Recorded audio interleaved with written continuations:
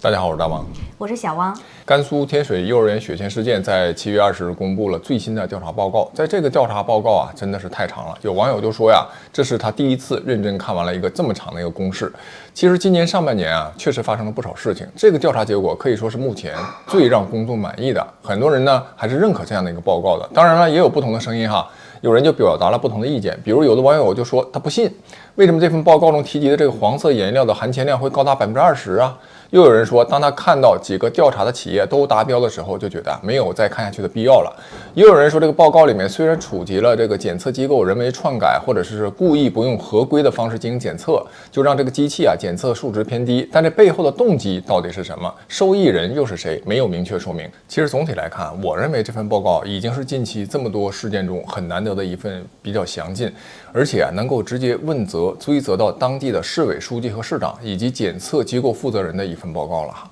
也解答了很多人之前认为不可思议的一些疑问，比如这为什么食品添加剂它也不贵啊？为什么还用这个颜料呢？为什么之前这个幼儿园没有爆出来这类问题呢？为什么又有人说这个颜料中其实铅含量并不高，也不需要添加那么多的颜料，怎么还会铅中毒呢？又是不是有可能幼儿园私自打井取用地下水导致了这个铅中毒呢？今天我就给大家来解读一下这份报告。这报告啊分为7个内容。开篇呢就是介绍这个调查组的构成哈，是7月12号呢，甘肃就成立了省委省政府调查组。调查组呢是由省委省政府主要负责同志为组长，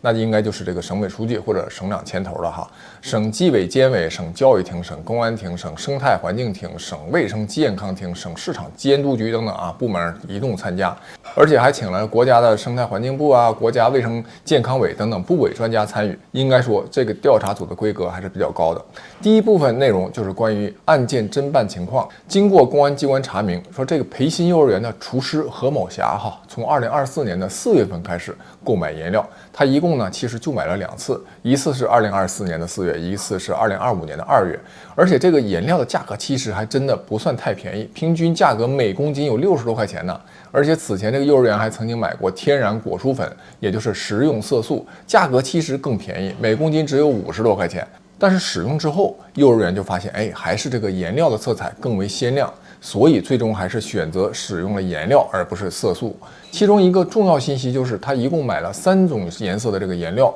有红的、黄的、绿的。这个红的和绿的呀，颜料中这个铅确实含量没有那么多，就和网友上之前在网上评论的是一致的哈。那红颜料和绿颜料这个铅含量是大概每公斤10几毫克左右，但是这个黄色颜料就非常夸张，高达210克每公斤，也就是说铅含量居然高达20%。我之前节目中就放过辛吉飞的那个模拟视频，他那个更夸张，他说他选用的那个柠檬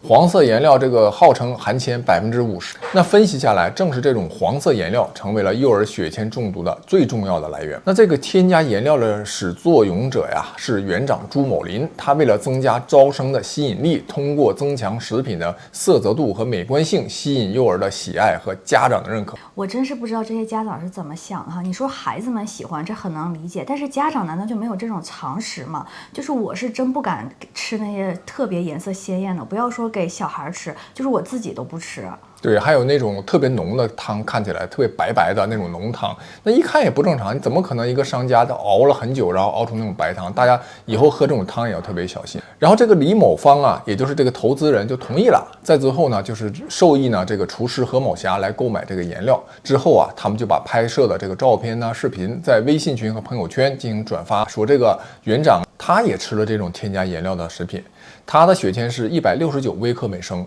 按照国际标准啊，其实也是超标了。那当然了，按照中国的标准是没有超标的。中国的成人标准是200微克每升。估计这个园长他吃的还是相对少一些，而且估计他是成年人，也比较容易代谢出去。所以你想，这园长他明明知道添加了这个颜料，他还敢吃，不知道他是不是出于以身试料的想法，看看是否吃了身体有没有引发不适，还是真的就无知到不可理解的程度？我觉得他应该是无知者无畏。关于这个厨师何某霞有没有吃，这个调查报告里没有讲，估计是没吃，否则的话，这里应该一定也会公示说这个厨师啊也是血铅超标。你看这里面有一个区别，就如果这厨师也是吃了也超标了，说明他是真的是蠢，是无知啊。那将来量刑呢可能就会偏低一些。但是如果他没吃，就证明啊他真的是坏，量刑处罚应该就会更严厉。所以啊，这第一段就解释了为什么这个色素不贵，但是仍旧采用了这个颜料，也解释了为什么其他3家幼儿园没有问题。因为这个投资人李某芳前面节目里面讲过，他说一共有4家幼儿园，因为这个事儿他确实是培新幼儿园的一个园长主动提出的，所以投资人李某芳肯定他也是认识到这个是有问题的，是一个存在问题的行为，所以他就没有在其他3家幼儿园进行推广。那关于这部分内容，我在前期的关于天水血签事件中也做了一个比较充分的分析，我觉得呀，这个跟报告中所体现的情况是能对应上的。现在警方对幼儿园所有涉及到添加颜料的相关人员，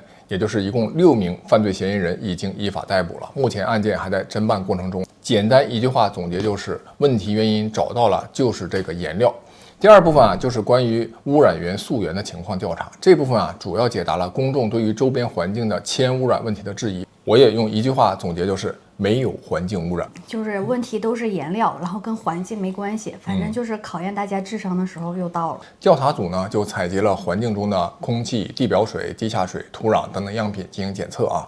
这些样品呢都送到了北京，由中国环境监测总站进行检测。调查结果显示啊，环境方面没有这个铅污染的情况。报告中对采样的标准、空气和地下水采样的地点都进行了非常详细的描述哈，尤其是对公众特别关注的这个地下水污染问题的质疑。那白银有色集团转运站进行了土壤和站内的钻孔打井采集地下水样品，同时啊，在转运站和这个幼儿园之间中间的这个地带也钻孔打井采集了一个地下水样品。调查结果就显示，转运站站内地下水含铅浓度是0.92微克每升，转运站和幼儿园中间地带地下水采样标准铅浓度是0.27微克每升，都达到了地下水质量标准1类限制要求。简而言之啊，这个培新幼儿园周边和地下不存在铅污染问题，而且网友还曾经提出说，当年2006年吴家河村铅中毒事件的涉事企业也在天水啊。那么针对当时的2家涉事的企业，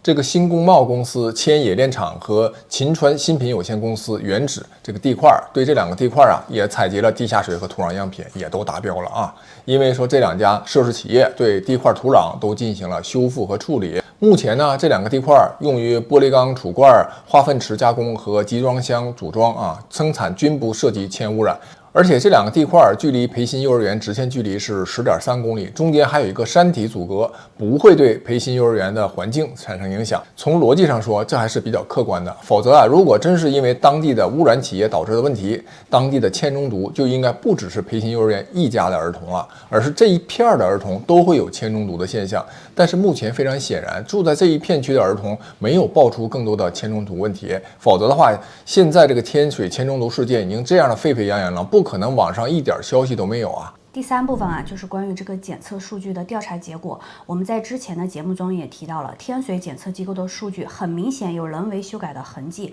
这些孩子们在天水检测的话，就是轻度中毒或者没有中毒，然后去旁边的西安市做检测，就是重度中毒，指标都比较高。那么在这次调查结果的报告中，还真就把检测机构的问题给调查出来了，并且公开了。准确的说，是有2家机构存在着问题，一个是天水市第2人民医院，在2024年的5月到2025年的6月，这1年的时间内，一共有7名幼儿在这家医院进行了血铅检验，并且发现了异常，其中有5个小孩，他们的结果并没有被修改。但其中有2个小孩的检测结果被修改了，大幅度降低了他们的数值。其中一个呀是由292微克每升下调到了42微克每升，另外一个小孩呢是由440微克每升修改为了103微克每升。这2个被修改的孩子啊，也是这7个送去检测的小孩中素质最高的。调查还发现，该院检测科此前也存在着违规修改血铅检验数据的问题。也就是说，目前我们知道了这家医院违规修改，但是有2个最主要的问题还没有被披露，一个是谁授意了这家医院修改，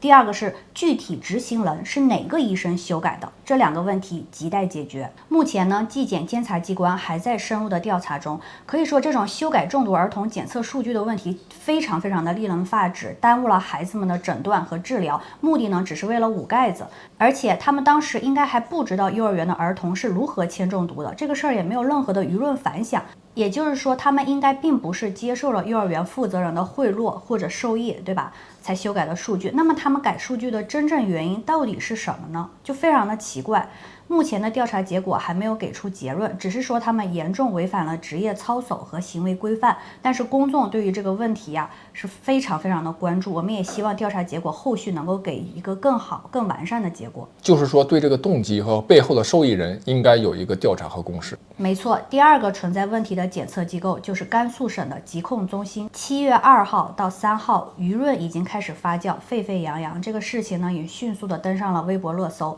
培新幼儿园的血铅检测就委托给了这家机构来承担。可以说，这家机构的数据也是严重的失真。经过调查发现呢，检测人员于7月2日到7月3日，在检测培新幼儿园的幼儿和教职工的血液，一共267份血液样本的时候，将检测样本震荡摇匀后，静置时间过长，静置了2个小时40分钟，导致出现了血浆和血细胞分层。但是他们取样的时候呢，却没有混匀，仅取了上层的血浆进行检测，严重违反了操作规则，导致检测结果与实际情况出现了巨大的差异。而且客观来说，这个就是故意的。这个省的疾控中心和检测人员，首先他们应该是专业人士，而且就算他们再傻，连普通人都明白，像铅元素这种应该是比较重的，经过了长时间的静置，大概率会沉淀在下层。那么故意长时间的静置，长达2个多小时，然后再采用上层的血浆进行检测，显然就是为了让检测的这个结果数值偏低。而且估计因为这个打印的检测结果是机器自动生成的，那么采用这种静置的方式检测呢，就可以不需要人为的因素介入去修改调整这个数值结果，对吧？你可能电脑上会有显示说人为调整了，降低了这个数值。他们为了避免这样做，就直接采用上层的血浆进行检测，那这样机器自动生成的结果它就比较低。对，所以他们这么干就能够直接从机器获得一个较低的检测结果哈。那现在这个检测中心的主要领导和责任人在报告中也写了，后续他们会受到相应的进一步调查。第4点就来到了这个重点，关于这个追责和问责的问题。我一句话概括，就是各个环节都开始抓人了。首先就是对检测机构天水市第2人民医院违规修改数据进行全面调查，有关负责人还涉嫌存在其他的违纪违法问题，对医院的院长副院长等等5人进行了立案调查。第二呢，就是对甘肃省疾控中心这个党委书记、主任、理化实验室的主任等等一共7人进行了立案审查。其中这个党委书记、主任和理化实验室主任还涉嫌其他的违纪违法问题，正在一一进行调查。可以说，对这2个医疗和检测机构的主要负责人都已经问责追责了同时，对幼儿园所在的这个麦积区的教育局局长、监管局局长等等5人进行立案审查。可以说，这次调查组的力度确实比较强，从属地管理、行业主管、部门监管失职失责问题，非常直接的一竿子捅到了当地的市长市委书记，还有各个环节的这个书记这也是为什么这次调查报告其实引发了相当多网友普遍性的一个好评。那就来看看都有哪些书记和直接负责人受到了这个调查和问责，就包括省卫生健康委、天水市委、天水市政府、天水市麦积区委、天水市麦积区政府等单位都启动了问责调查程序，对省卫生健康委党组书记、主任、省卫生健康委党组成员、副主任、省疾控局局长、天水市委书记、天水市委副书记、市长、天水市委常委、秦州区委书记、天水市政府分管教育、卫生健康工作的副市长、天水市政府分管市场监管工作的副市长等等，对于分管教育、卫生健康、市场监管工作的，包括市一级的和区一级的10个人进行了立案问责。应该说，无论是从职级的高度，还是说从覆盖面这个广度来说，都还是比较到位的。最后一部分就是对医疗诊治情况的一个通报。我觉得其中非常关键的一点就是说了要制定后续的治疗方案，建立这些患儿的健康监测档案动态，掌握他们的健康康复情况，持续做好后续的这个医疗和保障。这些患儿受到的影响应该是终生的确实应该得到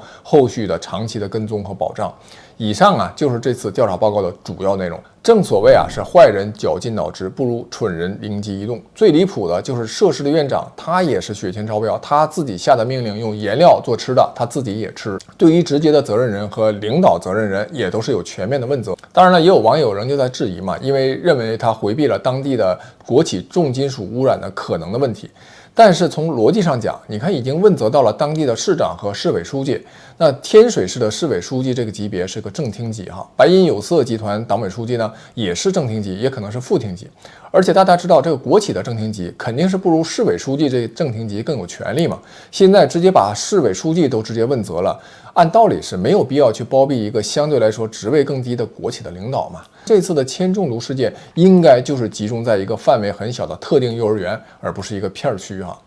还有就是关于医院篡改数据这块，只是说确实啊，我们调查完了，医院是篡改数据了。可是医院篡改数据，我们早就知道了呀。你看你的天水检测结果跟西安不一样，你只是告诉我们一个我们早就已经知道的事实。但是医院为什么要篡改？在舆论远没有发酵、事情都没有被曝光的时候，为什么他就早早篡改了呢？这背后的原因才令人发指啊，令人深思啊。对，这个说现在前面我也讲到了，这个调查组呢说后面还在进行调查，就篡改数据的原因和背后，我估计啊，希望后面还会有一个持续的一个输出的一个公示。其实总体来看，我认为还是挺明显的，这个污染源应该就是来自于园内。其实今年上半年引发舆论舆情的事情真不少，但是有些调查报告老百姓是不满意的。无论如何，相比之下，这已经是一份比较详尽而且算彻查到底、伤筋动骨的调查报告了，直接让当地的市委书记和市长来担责了，直接披露了当地医院检测数据作假，这还是挺有说服力的。虽然这份报告还不够完美啊，比如检测机构篡改数据和故意采用不合规的方式来降低检测数据的这个动机和受益人到底是谁，没有公示。但如果近期这些事件的所有调查报告都能按照这个报告的标准来执行的话，每一份调查报告都能像这份报告一样详尽，责任人捅到需要承担责任的领导干部，弄虚作假的这个官方机构负责人也受到严厉的惩处。我认为啊，这政府的问责和追责力度会提升一大截。但同时我们不得不说，如果没有这次的引爆舆论，没有提及调查，也就是说调查组还是来自于当地的话，又怎么可能触及市委书记、市长这一级别呢？这个事情最后的提及调查是在舆论爆发情况下具有一定的偶然性。所以我就在想啊，如果这样的高级别的监督机制能够例行化的话，如果媒体能够在第三方监督机制中发挥更重要的作用，老百姓和孩子们的生活也会更加安心安全。本期就讲完了，下期再见。下期再见。